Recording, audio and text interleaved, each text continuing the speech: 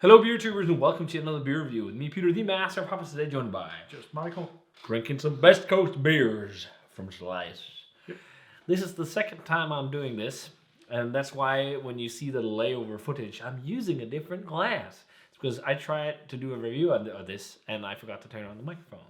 Story of my life. But luckily I had a spare can of this, so we're sharing it today, and you get a review, because it was dope. So this is Slice West Coast is Dead Squad, or just Dead Squad. I wonder if this was made for the 3rd anniversary, because there's 3 skulls and there's a light on top of it. Yeah. Originally, I mean, this is the first time they put it out, I think. So maybe it was intended for that, and then they postponed the beer, or they maybe had, I don't know. Yeah. But it's really cool because this 6.8% West Coast IPA also is called a modern IPA or a modern West Coast here on the label, which is really cool because a lot of the new school West Coast brewers haven't really called it modern West Coast. Nope. Not until, I guess, recently, because a lot of people are talking about it. Because I think it's quite different from the original West Coast beers. So yeah, it says Dead Squad Slice beer on here. Not as West Coast is Dead Squad because West Coast IPA is dead, of course. And it's got a deadly hop combo of Nectaron, Nelson, and Strata. A awesome combo. Have you had Nectaron and Strata? Strata, I think. Yeah. Not next one. Nectaron is New Zealand hop. Okay. Newer one. It's not as it's very tropical, but not as gooseberry and white grape as Nelson. But it has that bright Southern Hemisphere twang to it. And then Strata, well, yeah, you said you know it. Yeah. So, yeah, looking forward to some Slice. Shout out to Joe's Arcade, and Jaqouin for hooking us up with some cans. Yep. Let's check it out. So, look at that. I can see you through it, Michael. Crystal clear. Look at that clarity. There is a little bit of sediment and floaties. Yeah, at least looks in my like a glass of urine. Yeah, it's so yellow. With a little floaties. It is so pin bright yellow and a little white head. The head retention on it, a lot of these beers, is it's really flimsy, but it's almost like a lot of the hazy IPAs as well. When they're fairly heavily hopped, the head retention is really. It could be a Pilsner too. Yeah, look at that. Yeah, it looks like a Pils. It's a really pale Pilsner. Yeah. But still. White head on this one. Let's check out the aroma. Really nice. Quite dank. Yeah, quite dank. Quite dank. Smells a bit like sour toast. Oh, that smells sour toast. Yeah. That's the Nelson funk. You know what it reminds me of? It reminds me of diesel. Yeah, diesel. I can see that. On a car, it's really dank. The more you pick up on it, and sit and smell it, it's got that really bright, dank, cushy, weedy aroma. Oh. But it's really fruity too. Yeah, but also that bright. If you swirl, you get I would say Pilsner freshness from it. Yeah. Like that light crackery malt. Yeah, true. And then the sweet, fruity aromas too. Yeah, I'm lots of Nelson, but I'm definitely also picking up in Strata a really nice passion fruity, like pineapple kush, weedy, bright tropical weed aroma. And Strata also Bright sometimes. tropical weed. Have you ever smelled really fruity kush? No. No. But sometimes they can they're bred to give off aromas like hops. Okay. But yeah, It smells really good. It smells really good. Yeah. Do you get any strawberry? Because that's also something people say from Strata. For me, it's mostly passion fruit, pineapple, grapes. These singy more bright. No, I don't get. Yeah. Perhaps a bit green strawberry, but yeah, it's vague. It's not the dominant, definitely. Let's try it. Cheers. Thanks, Joe. Cheers. And Jaqouin. Thanks.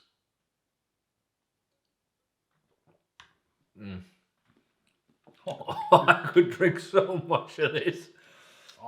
Dry and so bone dry and dank. And then the bite. Yeah, that bitter bite on the back end. This is a beer. It's also it's almost 7%. It doesn't drink like it, and it has the dryness. I guess we're looking for these days. I could drink this liter upon liter upon liter upon liter without getting tired of it. I think. The 3 liters. Okay, then I'd be pretty happy. Pretty fucked. Pretty fucked up. But you look like this. Mm-hmm. Oh man, the thing is I really want more people in Europe to do this. Yeah. Like it's so nice. It's like it's this is. bright drink. It's bright drink. It's drinking brighty. It's drinking bright. It's this really bright, dank, hop-centric beer, but it's clean and lean and dry, and not sweet. And like it's so different from a hazy. It's in some instance, like especially on the malt side and everything, and maybe also because there's no esters, it feels maybe a bit more simple. But there's lots of flavor, and that longing bitterness that we've also been missing for so nice. long. And it doesn't feel like this is like really high. I think it feels like maybe 50 IBUs or something. Yeah. Like that. Because they're still... It's not crazy bitter. No, but I think that could also be because they're quite heavily dry hop, these beers. So the interplay between like juicy or like really fruity hop flavors and bitterness is like offshot a bit. So it seems less bitter because there's a lot of fruity hops. And I think that's also why a lot of people also when they've tried modern West Coast beers, be like, oh, it's a bit too sweet. But it's because they associate West Coast, at least the old school, for being really dry, really bitter, piney. Whereas these modern ones have sweet hop flavors, and then you associate like sweet hop flavor with sweet malt and whatnot. Like this is not a sweet product. I really you don't can miss feel how the sweet No. malt profile. No. But that's more old school, Yeah, it is. and they're also darker. Mm-hmm. This is fucking banging. It is really a great West Coast. Really, really great. I think Nelson really shines. There's definitely gooseberry, I crunchy totally vibes. see that. Really bright hop-centric dankness on it. Strata and Nectaron. Nectaron plays in often with also like these passion fruit pineapple, but I think it's also known for stone fruit flavors. And I can maybe see a little bit of a generic stone fruit, but for me it's like mainly like passion fruit, pineapple, maybe a bit of lime, like these really sharp, bright fruits. Yeah, I agree. And especially tropical. Maybe even a little bit of lemon. And on the back end, it's like pithiness of lemons or something. I agree. Like that. It's not just like back in the day, it was a grapefruit, pine, resin, earthiness. Like that's not how these are. They're more about these singy, bright hop flavors. But this is not produced in Europe. We don't see this. It's rare. It's rare. No. I think Cloudwater tried a bit with Volley, and Trek I had that. Yeah, actually. and Trek has tried with the Bagby collab, the Managing Expectations, but that's also more old school. Yeah. Like it's not as bright as this and hops like fruity. No. These kind of beers, like they're banging, man. Yeah.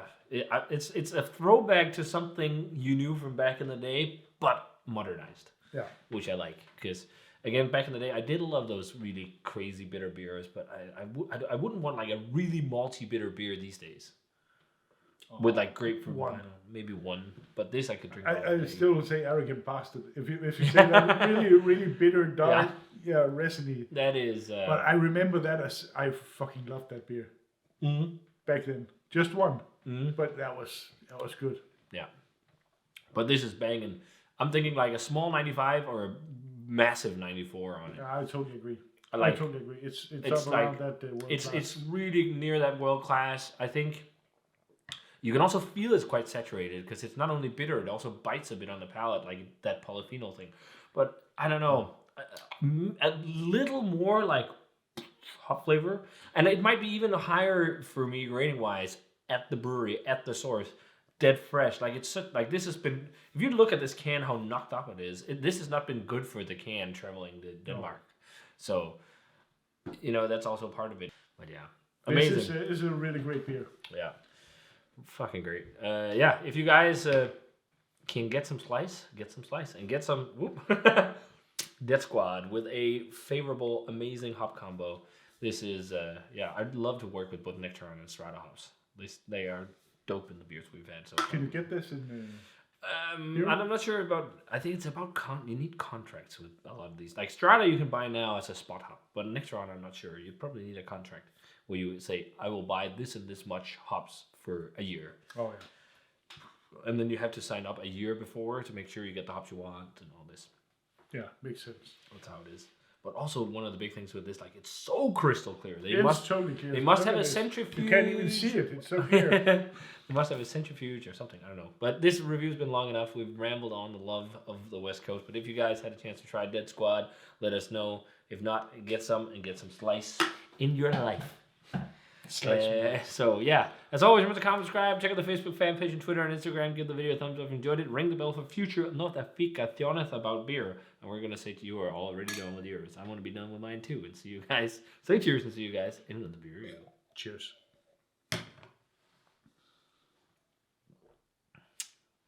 We need to visit SAC. We need to visit the Juice Master 3000. Oh, this is so good. Den smager godt nok godt.